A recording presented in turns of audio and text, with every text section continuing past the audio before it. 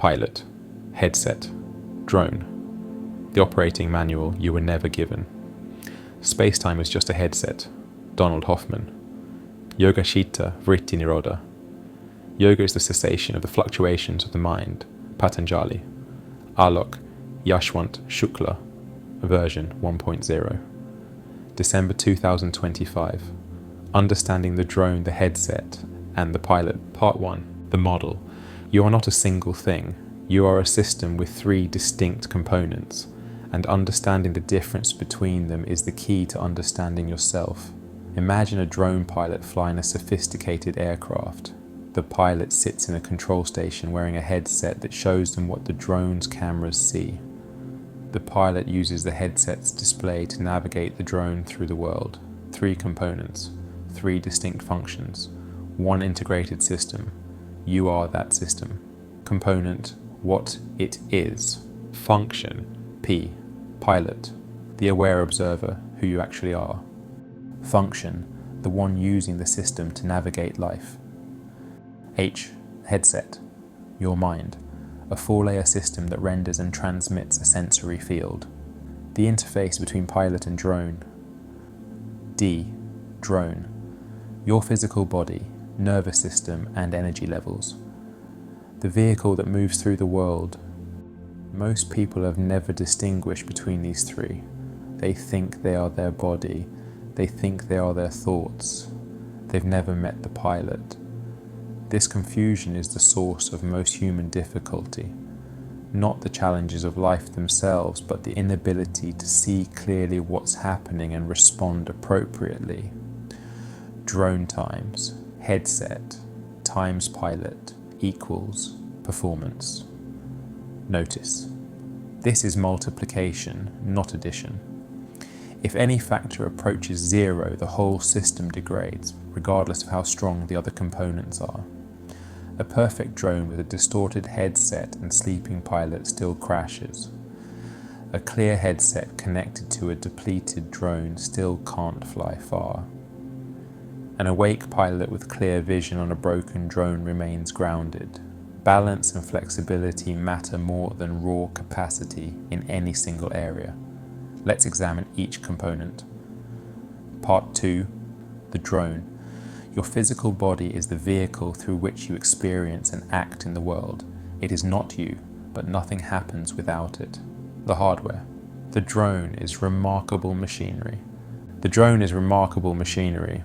Consider what it does. Converts food into energy, repairs itself while you sleep, fights off microscopic invaders, maintains temperature within a fraction of a degree, coordinates millions of chemical reactions per second, all without your conscious involvement. You don't have to think about beating your heart, you don't have to remember to digest your food. The drone handles all of this automatically, freeing you to focus on navigation. But the drone has limits. It requires fuel, it requires rest, it requires maintenance. Ignore these requirements and performance degrades, not just physical performance, but mental and emotional performance too. The headset can't function clearly when the drone is depleted. Energy systems. The drone runs on energy, and not just calories. There's a deeper energy system that determines your vitality, your resilience, your capacity to engage with life. You've experienced this. Some days you have abundant energy even on less sleep. Other days you're exhausted despite adequate rest. The difference isn't just physical, it's the state of your overall energy system. This energy can be cultivated, conserved and directed. It can also be depleted, scattered and wasted.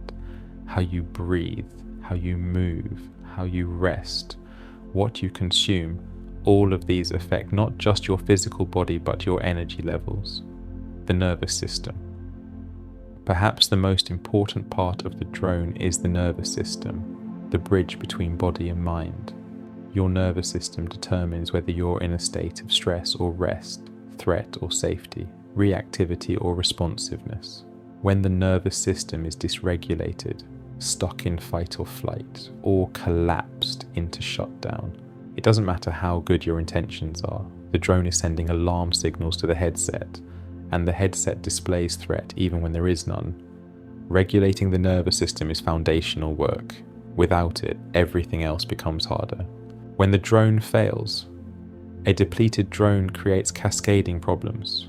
Low energy, reduced willpower, poor decisions, consequences that create stress. Stress further depletes energy. The cycle continues. An overactivated nervous system, headset displays threat, pilot, if asleep, reacts to false threats. Reactions create real problems. Problems activate nervous system further. Many people try to solve headset problems while ignoring the drone. They wonder why meditation is so hard when their nervous system is in constant alarm. They wonder why they can't think clearly when they're running on 4 hours of sleep and caffeine. Start with the drone. It's not everything, but it's the foundation. Part 3. The headset. Most people assume their headset is a single screen showing reality. It's not. It's a 4-layer system, and understanding these layers is the key to understanding why your experience of life feels the way it does. The 4 layers. Layer 1. Sensors, receives raw input. Layer 2. Processor, analyses and evaluates. Layer 3. Memory, bank, stores patterns and grooves. Layer 4. Identity module. Constructs, sense of I. It casts pilot, observes from here. Layer 1. The sensors. The outermost layer of your headset receives raw input. Everything your drones, cameras, microphones and sensors pick up from the environment. This layer is fast, reactive and constantly scanning. When this layer is healthy, you receive clear sensory data without overwhelm. When it's overloaded, you experience what we'd recognize as anxiety, distraction and an inability to focus. The sensors are picking up too much, too fast with no filter. Think of someone who can't put their phone down, who jumps at every notification, whose attention scatters the moment they try to concentrate. Their sensor layer is hypersensitive and unregulated. Layer 2, the processor. Behind the sensors sits the processing layer. This is where raw input gets analyzed, compared and evaluated. The processor asks, what does this mean? What should I do? Is this good or bad, true or false? When this layer functions well, you make clear decisions with appropriate speed. When it malfunctions, you either overthink everything into paralysis or make snap judgments without proper analysis. The processor either spins endlessly or barely engages at all. Someone stuck in analysis paralysis, weighing every option, unable to commit, has a processor that won't stop running. Someone who makes impulsive decisions they later regret has a processor that's been bypassed entirely. Layer 3, the memory bank. This is where things get interesting. Beneath the processor lies your memory bank, the storage system that holds every significant experience your drone has ever had. But it doesn't store experiences neutrally, it stores them as patterns. Every time something happens to you, the memory bank records not just what happened, but how you responded. Do this enough times and the recording becomes a groove, a default pathway that future experiences automatically follow. Here's the problem. The memory bank doesn't distinguish between past and present. When something in your current environment resembles a stored pattern, the memory bank activates that old recording and feeds it to your processor and sensors as if it's happening now. This is why you can have a disproportionate emotional reaction to something trivial. Your colleague gives you mild feedback and you feel a surge of shame or defensiveness. The feedback itself doesn't warrant that response, but it triggered an old groove in your memory bank, and now you're experiencing a recording from years ago overlaid onto the present moment. These grooves are the source of the whirlpool. Layer 4, the identity module. The deepest layer of the headset is the most subtle and the most consequential. This is the identity module, the part of your headset that constructs the sense of I. The identity module takes input from the other 3 layers and weaves it into a story. This is who I am. This is what I'm like. This is what I can and cannot do. When someone says, I'm not good with numbers, or I'm an anxious person, or I'm not creative, they're not describing objective reality. They're describing what their identity module has constructed based on memory bank patterns, processor habits, and sensor sensitivities. The identity module isn't inherently problematic. You need some sense of self to function. The problem arises when the identity module becomes rigid, when it mistakes its constructed story for permanent truth. An inflated identity module produces arrogance, defensiveness, and an inability to receive feedback. A deflated one produces chronic self-doubt, insecurity, and a sense of being fundamentally inadequate. Both are the identity module, taking itself too seriously, mistaking its story for reality. Optimal headset function. When the headset is working correctly, you have access to 3 views simultaneously. The big picture. Peripheral awareness of the full landscape. You know what's around you without fixating on any single thing. Context, orientation, the wide view that lets you navigate strategically rather than reactively. The current view, clear, stable, live feed of what's directly in front of you. No lag, no distortion. Accurate data, where you are, what's ahead, what's safe, what's not.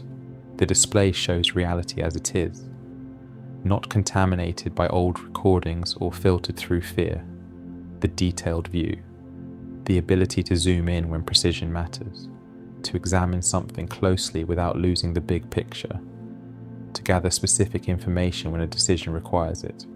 A healthy headset moves fluidly between these 3. It zooms out for strategy, centers for action, zooms in for precision, and none of these views are corrupted by memory bank noise or identity module defensiveness. The feed is stable, the data is current. The pilot can trust what they're seeing. This is rare.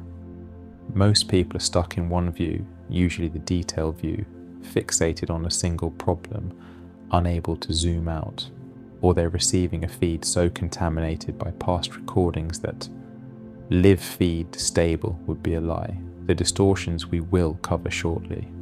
Fear hijack, memory lag, ego filter, all corrupt these views. The goal of headset maintenance is to restore this.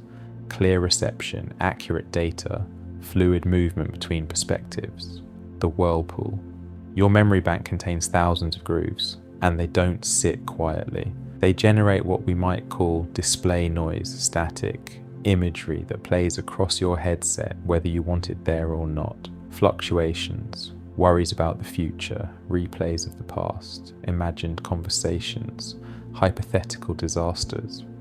None of this is coming from your drone's actual sensors. It's the memory bank generating output based on its stored patterns. This is the whirlpool, the same thoughts, the same fears, the same reactions, circling endlessly because they're being generated by grooves that were cut years or decades ago. You can try to think positively. You can pick up the paper boat of your conscious thoughts and place it somewhere nicer in the whirlpool. But the whirlpool itself continues. The grooves keep generating the same patterns. Within hours or days, you're back where you started. To change your experience, you have to address the grooves themselves. How grooves form. Understanding this cycle is essential to breaking it. Every observation or action, whether physical, mental, or emotional, creates an impression in your memory bank. When these impressions are repeated, they become stronger and create deep grooves. When the grooves are strong enough, they begin to influence thoughts and shape personality. These grooves produce inclinations, subconscious leanings that take the form of likes, dislikes, urges, desires, and automatic feelings. Unlike the grooves themselves, which operate invisibly, these inclinations are identifiable. You can notice when you feel drawn towards something or repelled by something. When these inclinations arise, they manifest as fluctuations in your headset's display. The thoughts and emotions that surface in your conscious experience. And here's the crucial part. As each fluctuation subsides, it leaves a new impression in the memory bank, reinforcing the original groove. This is why the whirlpool is self-perpetuating. The grooves create inclinations. The inclinations create fluctuations. The fluctuations reinforce the grooves, round and round. Most self-help approaches address only the fluctuations, the surface level thoughts. They try to replace negative thoughts with positive ones, but without addressing the underlying grooves, the same patterns regenerate. The whirlpool continues. The feedback loops. The 4 layers don't operate in isolation. They form feedback loops that can either stabilize or destabilize the entire system. Overloaded sensors. Agitated memory. Bank. When your sensor layer is overwhelmed, it triggers old grooves in the memory bank. You're not just stressed about the present moment, you're now experiencing echoes of every similar moment stored in your system. Corrupted memory. Bank, distorted processor. When your memory bank is full of unresolved grooves, it constantly feeds distorted data to your processor. Your processor tries to analyze the present situation but keeps receiving contaminated input from the past. Result: poor judgment, decisions driven by old patterns rather than current reality. Weak processor, dominant identity, module. When your processor can't cut through the noise and make clear assessments, the identity module takes over. Instead of thoughtful discernment, you get ego-driven reactions. Choices made to protect your sense of self rather than to navigate reality effectively. Rigid identity module, overloaded sensors. A rigid identity module constantly scans the environment for threats to its self-image. It makes your senses hyper-vigilant, looking for criticism, comparison, and confirmation. This overloads the senses, which agitates the memory bank, which distorts the processor, which strengthens the identity module's grip. The cycle continues. The headset summary: layer, function. When healthy, when distorted. Sensors, processor, memory bank, identity module receives raw input, clear reception, appropriate filtering, overwhelm, anxiety, scattered attention. Analyses and evaluates clear judgment, appropriate speed, paralysis or impulsivity. Stores patterns, past informs without controlling. Old grooves dominate present constructs. I, flexible adaptive self-concept. Rigid ego, defensive reactions. Part 4. The pilot. Now we arrive at the core problem, but before we define it, let's find it. The gap. At a certain point in childhood, something clicks. A parent points and says, "Rabbit." The child understands, not the sound and the reference. It knows the word is not the thing, it represents the thing. Most adults never make the next distinction. Try this now. Sit up straight. Take a breath. Now wait in silence and observe until your next thought arises. Don't try to control it. Don't try to think positively. Just wait and watch. Notice what happened. There was a pause, a gap, nothing being thought, and yet something was clearly aware. That awareness did not think the thought. It noticed the thought arriving. That is the pilot. Thoughts are like the word rabbit. They point, they label, they describe. You are not the label. You are what sees the label appear. You don't have to believe this. You just verified it. Who is the pilot? The pilot is the aware observer, the one who sees, the one who knows, not the drone, not the headset, but the one using the drone and headset to navigate through life. When your pilot is awake, there's a clear distinction. I am the one observing these thoughts. I am the one watching this fear arise. I am the one noticing this reaction. The headset displays. The pilot observes. The pilot doesn't think. Thinking happens in the headset. The pilot observes thinking. The pilot doesn't feel emotions. Emotions arise in the body and are interpreted by the headset. The pilot observes emotions. The pilot doesn't have a story about who it is. Stories are constructed by the identity module. The pilot observes the stories. The pilot is pure awareness, the witness, the one constant in all your experiences across your entire life. The deeper truth. Here's something that may take a moment to land. The pilot is not located inside the drone. Think about it. When you dream at night, you experience entire worlds, places, people, sensations, and none of it is happening in your physical body. The body lies still while you go on adventures. Where are you during the dream? When you imagine a beach, you can feel the warmth, hear the waves, smell the salt air. Where is that experience happening? Not on any beach, not in your brain exactly. It's happening in awareness itself. The pilot, the aware observer, is not a thing located in space. It's the space in which experience appears. The drone is one of the things appearing in that space. The headset is another. But the pilot itself, it's non-local. It doesn't have a position because it's not an object. It's that which observes all objects. The science. Consciousness cannot emerge from matter. Federico Fagin, irreducible. This isn't philosophy alone. The hardest sciences are arriving at the same conclusion. 1. The physics. Reality is not local. The 2022 Nobel Prize in Physics confirmed that the universe is not locally real. The solid, separate, located world we perceive is not the fundamental nature of things. Particles don't have definite properties until observed. The observer and observed are inseparable. 2. The hardware. The drone cannot produce the pilot. The brain is a receiver, not a container. Federico Fagin is the engineer who invented the commercial microprocessor. He created the silicon synapse that runs every computer and phone on Earth. He spent his career building the most sophisticated drones in history. His conclusion: consciousness cannot emerge from matter. In Irreducible, Fagin argues that no arrangement of transistors, no matter how complex, can generate the felt quality of experience. They compute, they don't feel. Matter has no mechanism to produce the pilot. Awareness doesn't arise from the physical. The physical arises within awareness. 3. The interface. The headset does not show the truth. Donald Hoffman, a cognitive scientist at UC Irvine, uses evolutionary game theory to answer one question. Does evolution shape our senses to see truth or to survive? The answer is survival. Every time. His fitness beats truth theorem demonstrates that organisms tuned to see objective reality go extinct.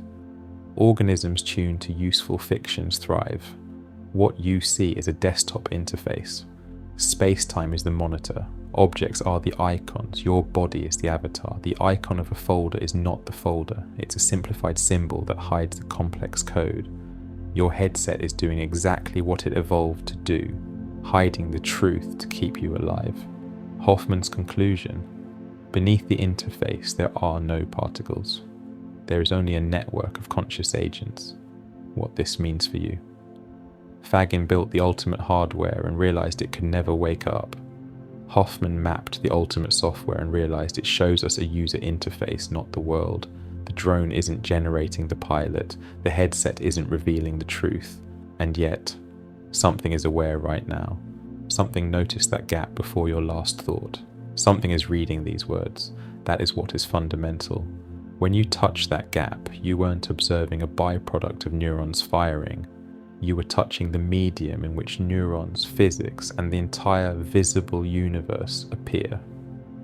You are not a pilot stuffed inside a drone, looking out at an external world. You are awareness itself, and the drone, the headset, the world, all of it arises within you. The sleeping pilot. Here is the problem. In most people, the pilot has fallen asleep, and not just fallen asleep, merged with the identity module. When your pilot is asleep, the distinction between observer and observed collapses. The pilot no longer observes the identity module's output, and the pilot becomes it. I am anxious. I am angry. I am not enough. These statements reveal the merger. An awake pilot would say, I observe anxiety arising in this system. A sleeping pilot says, I am anxious. The pilot has forgotten it's merely observing a display on the headset. It believes it is the display. This is the fundamental confusion that underlies most human suffering, not the content of the headset, the thoughts, emotions, and memories themselves. but the mistaken belief that you are that content. You are not your thoughts, you are not your emotions, you are not your memories. You are not even your sense of self, you are the pilot. These are all things appearing on your headset. The paper boat.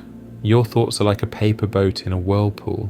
You can pick up the paper boat and place it in a different position. You can try to think more positively. You can attempt to change the thought, but the whirlpool continues. It will take the boat wherever the current wants to go. Simple attempts at changing your thinking are just moving the boat around. Without addressing the whirlpool, the grooves in the memory bank, nothing fundamental changes. And even addressing the whirlpool isn't enough if the pilot remains asleep. You can have a perfectly clear headset and still be lost because there's no one awake to use it. The goal isn't to get a better headset, it's to wake up the pilot. Waking up.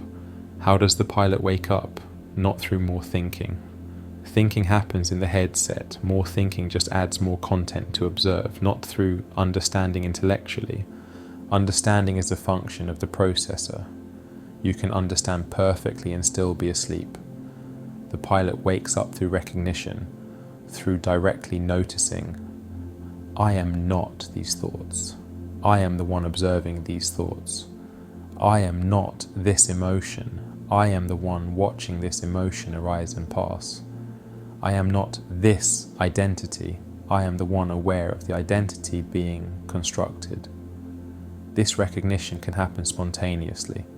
It can also be cultivated through practice. When you sit in stillness and observe your mind without engaging, you're practicing being the pilot rather than the headset.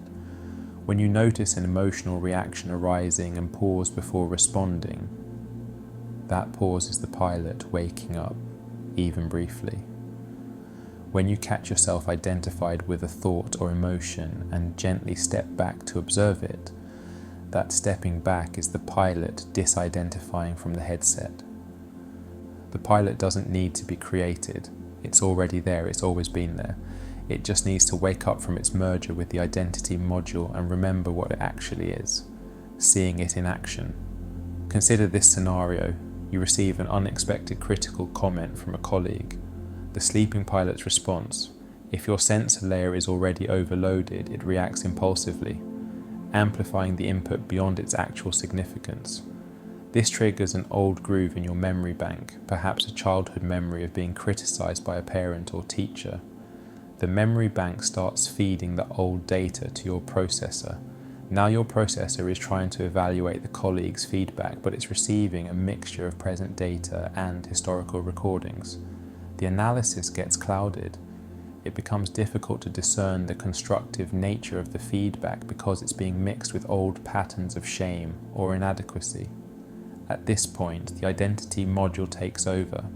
Instead of processing the feedback objectively, it interprets the comment as a personal attack, a threat to your self-concept. You respond defensively. The entire sequence happened in seconds. The pilot was asleep, merged with the identity module, unable to observe the process because it believed it was the process. The skillful pilot's response. The critical comment arrives. The sensors receive it clearly, without amplification, without alarm. The pilot notices input arriving. The memory bank activates. Old patterns related to criticism begin to stir, but the pilot notices this too. Old grooves activating. That's historical data, not current reality. The processor evaluates the feedback on its own merits, unclouded by the memory bank's contamination. The pilot observes the processing happening. The identity module may still react. It may feel a slight contraction, a defensive impulse, but the pilot sees this as just another display on the headset. It doesn't become the defensiveness. It observes it, allows it to be there, and doesn't act from it. From this position, you can respond appropriately. Perhaps the feedback is valid and useful, perhaps it's not. Either way, you can engage with it clearly rather than reacting from old patterns. This is the difference, not suppression, not perfection, just awareness. The pilot awake, observing the system, choosing how to navigate rather than being driven by automatic programming. Part 5.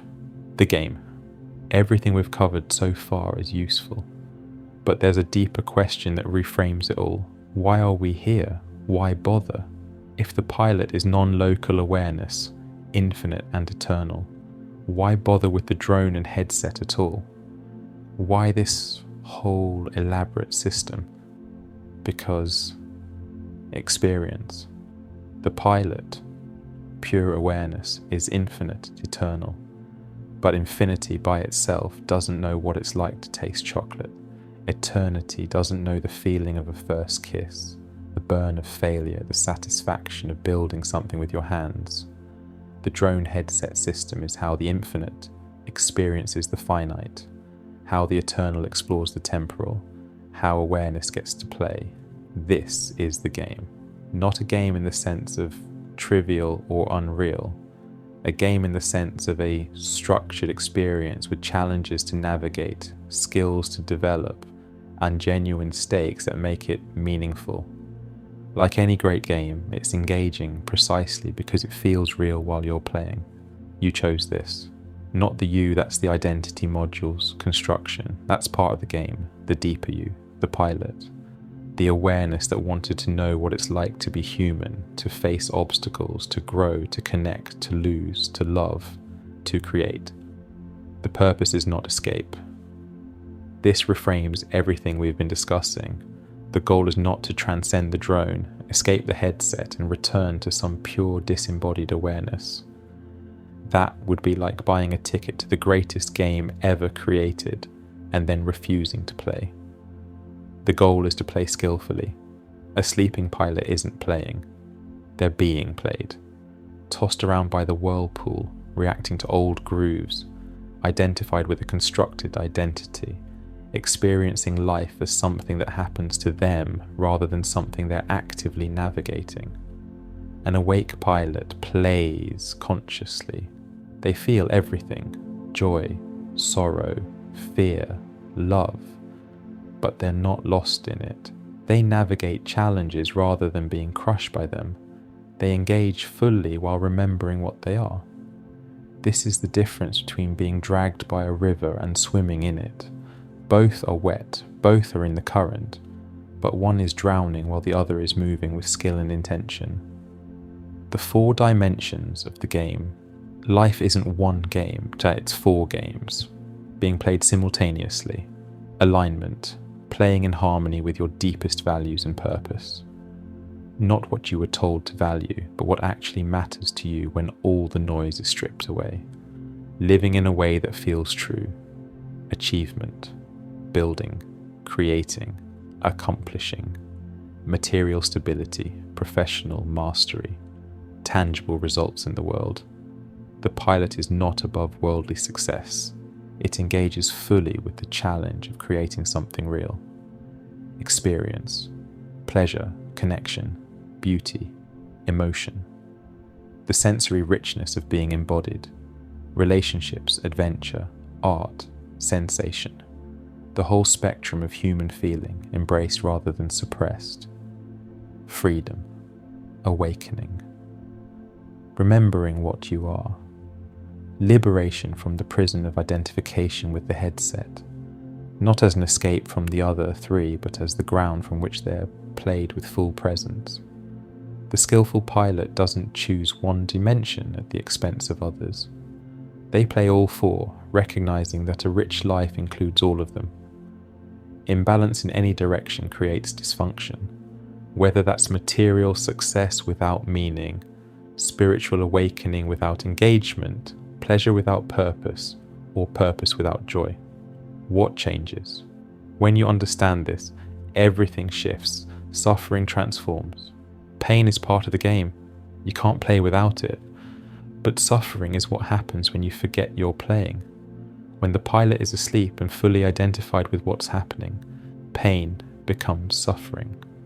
When the pilot is awake, pain is just intense experience, still felt fully, but held differently. Failure transforms. In a game, failure is feedback. It's how you learn. It's part of what makes the game interesting.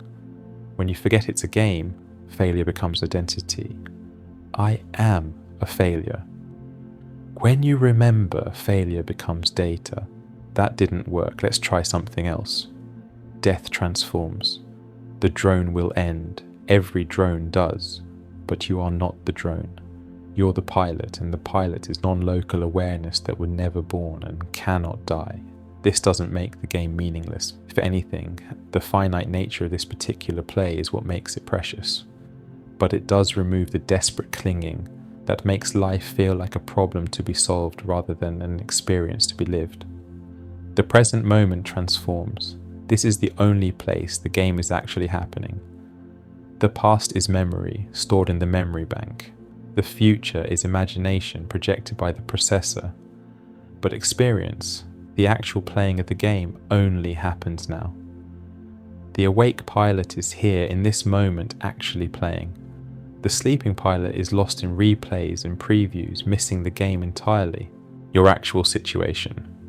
You are awareness itself, temporarily focused through this particular drone headset system, playing this particular game. You did not end up here by accident.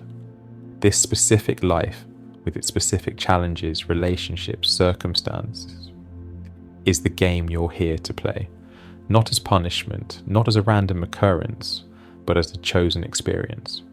The obstacles you face are features, not bugs. They're what make the game a game. A game with no challenge would be boring. A game you couldn't lose wouldn't be meaningful.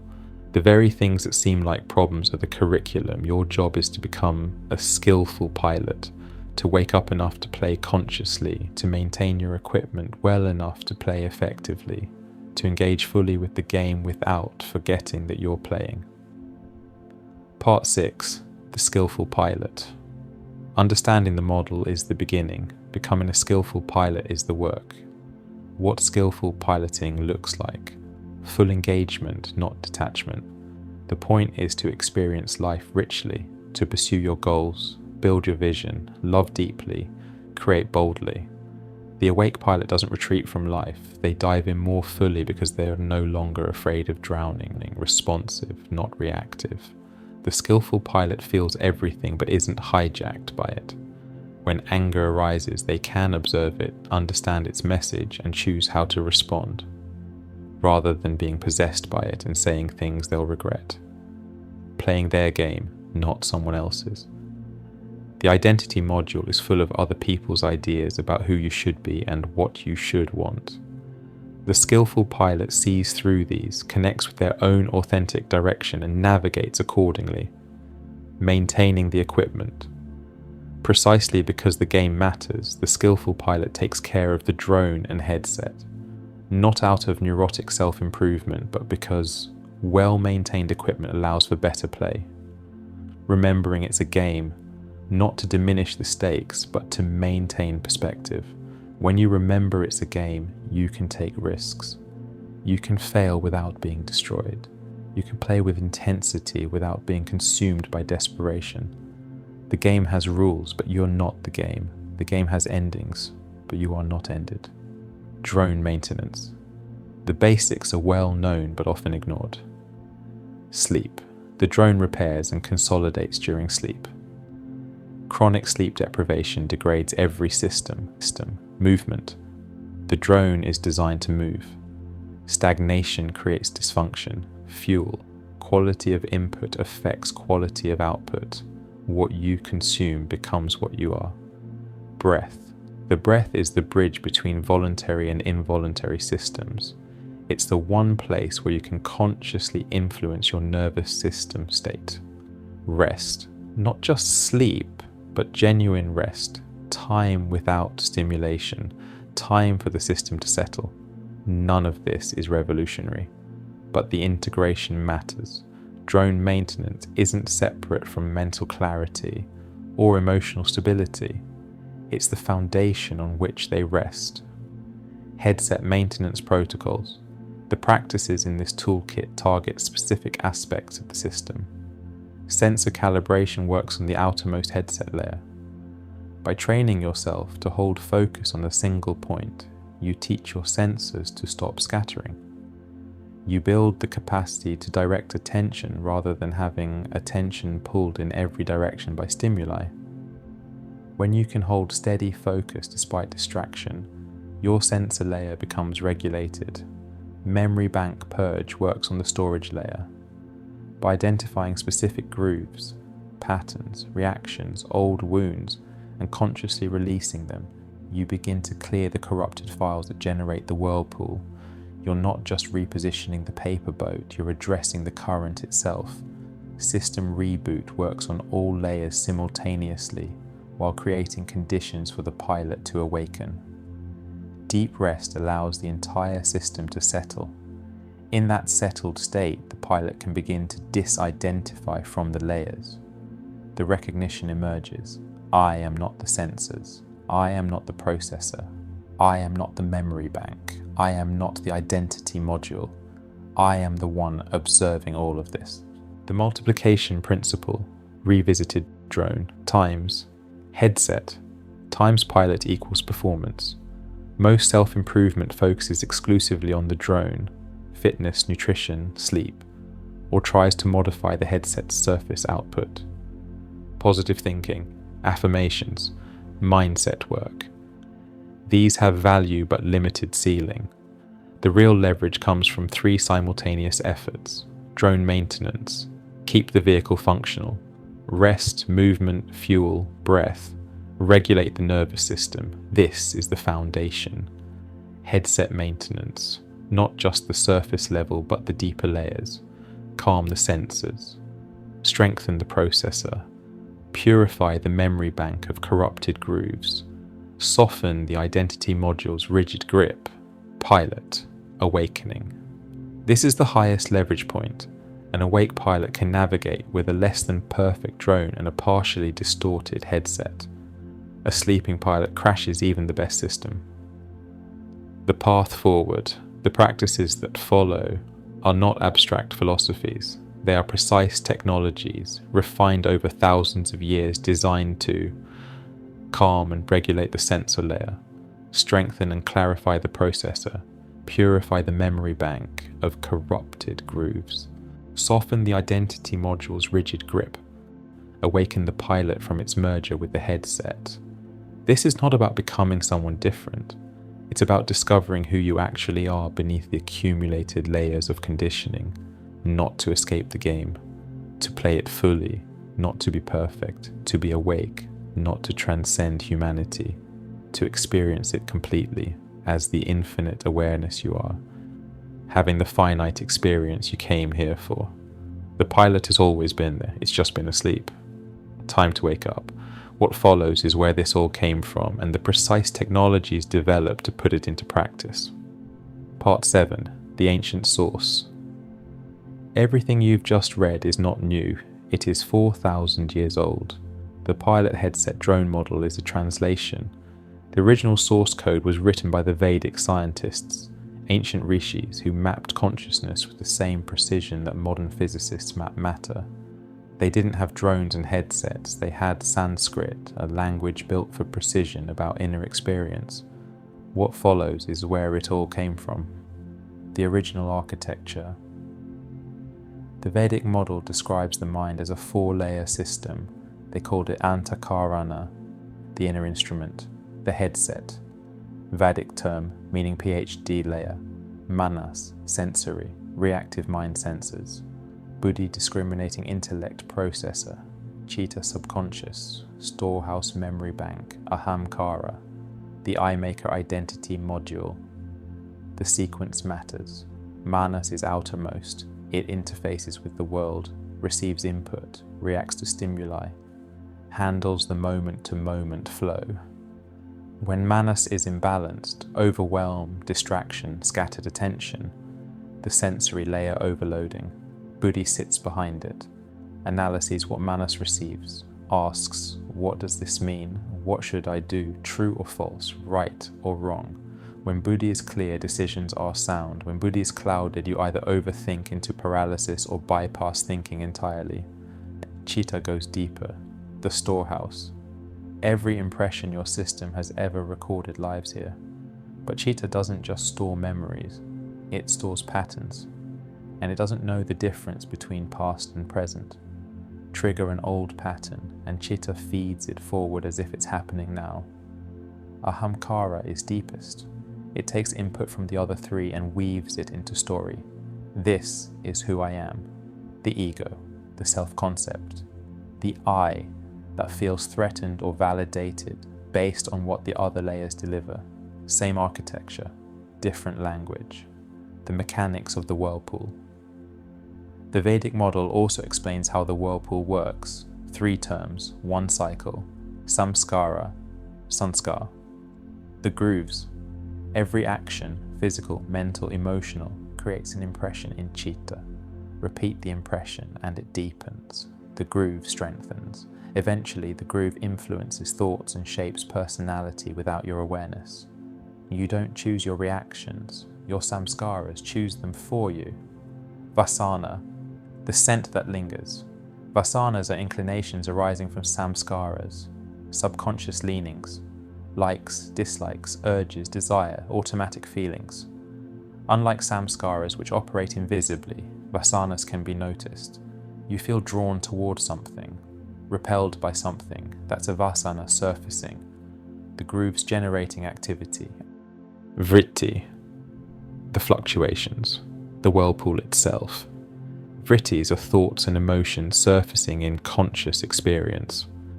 The constant mental churn most people mistake for thinking, but they seem random. They're not. They're generated by vasanas, which are generated by samskaras. Here's the mechanism. As each vritti subsides, it leaves a new impression in chitta, reinforcing the original samskara. Grooves create inclinations. Inclinations create fluctuations. Fluctuations reinforce grooves, round and round. This is why positive thinking doesn't work. You're repositioning the paper boat.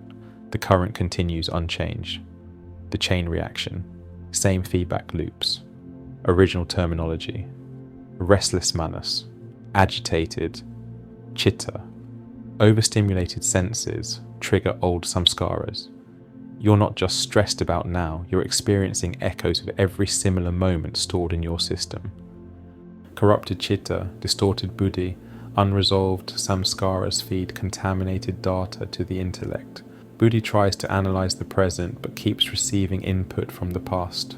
Poor judgment, decisions driven by old patterns. Weak buddhi, dominant ahamkara. When discernment fails, ego takes over. Reactions instead of responses. Choices made to protect self-image rather than navigate reality. Inflated, ahamkara. Overloaded manas. Rigid ego scans constantly for threats. Makes the senses hypervigilant. Overloads manas. Agitates chitta. Distorts buddhi. Strengthens ahamkara's grip. The cycle continues. Mapped 4,000 years ago. The PhD model translates it for now. The witness beyond the 4 layers, beyond manas, buddhi, chitta, ahamkara, sits the observer. They called it Atman. Atman is not part of the mind, it observes the mind, not the input, not the analysis, not the patterns, not the identity, pure awareness. The witness that remains constant while everything else fluctuates. The pilot. The entire thrust of Vedic practice is one aim.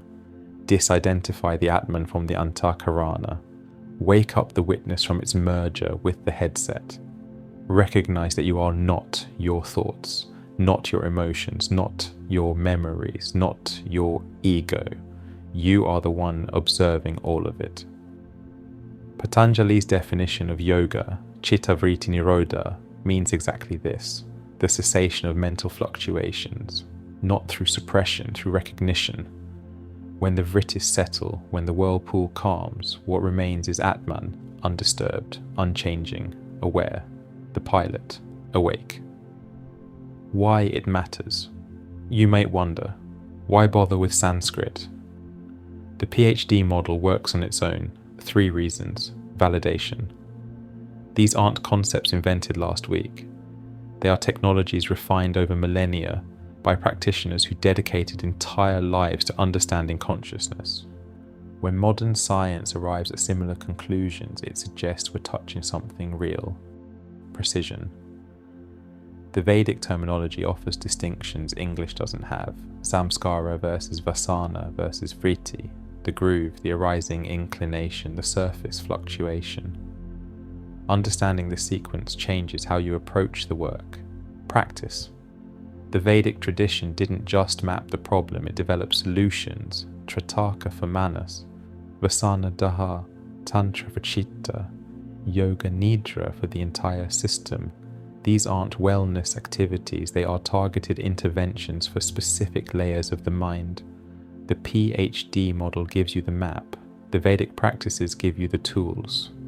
The translation key, PhD, Vedic function pilot, Atman, pure awareness, the observer headset, Antakarana, the mind system sensors, Manas, sensory input and reaction processor, Buddhi, analysis and discernment, memory, bank, chitta, stored impressions and patterns, identity module, ahamkara, the constructed I, grooves, samskaras, deep impressions from experience, inclinations, vasanas, subconscious leanings, whirlpool, vrittis, mental fluctuations, drone, sharira, physical body and energy, different language, same insight. You are not the machinery, you are the one using it. What they knew. The ancient practitioners didn't have brain scans, they didn't have neuroscience or quantum mechanics, they had something we often lack: patience. They sat with their own experience long enough to see its structure clearly. They noticed thoughts arise unbidden, they noticed emotions follow patterns, they noticed the sense of I is constructed, not given, and they noticed that behind all this activity, observing it, aware of it, there is something that never changes. They called it Atman, we call it the pilot. They described a 4-layered instrument that processes reality. We call it the headset. They mapped samskara, vasana, vritti. We call it grooves generating fluctuations. They developed precise practices to calm each layer, purify the subconscious, awaken the witness. We use those same practices today. 4,000 years later, the technology still works. Consciousness hasn't changed, only the metaphors have. The map is ancient, the territory is eternal. The pilot has always been there. Wake up. Yoga Chitta Vritti Nirodha. Yoga is the cessation of the fluctuations of the mind, Patanjali.